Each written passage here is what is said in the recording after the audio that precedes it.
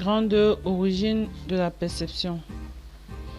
Beaucoup d'autres auteurs, parmi lesquels Franz Bauer, pensent que la perception est liée à quelques habiletés innées, origine génétique ou biologique. D'autres, tels que Whiteking, estiment que la perception a également une origine environnementale et distingue deux types de gens, qui sont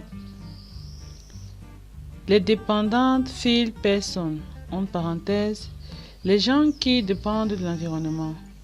The independent field persons, les gens qui ne dépendent pas de l'environnement. Les premiers dépendant de leur contexte, de ce qu'ils voient dans leur environnement. Ils sont liés au contexte social.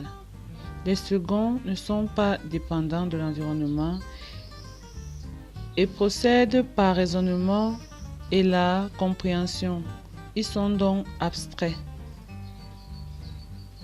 33. Les types de perception. Nous avons la perception visuelle. Cette perception permet d'identifier les visages que les individus rencontrent au jour le jour.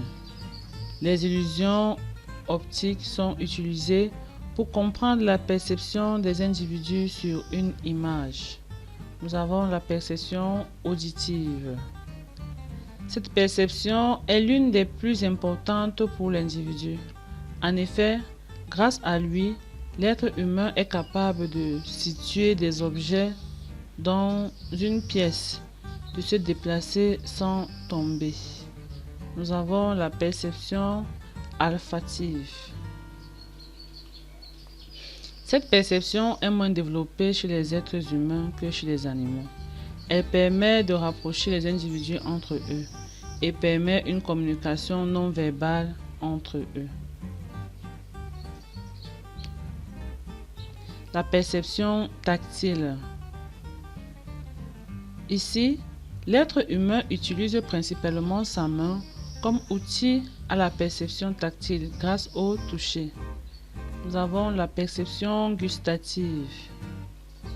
Cette perception, plus communément appelée sens du goût, est très importante chez l'être humain.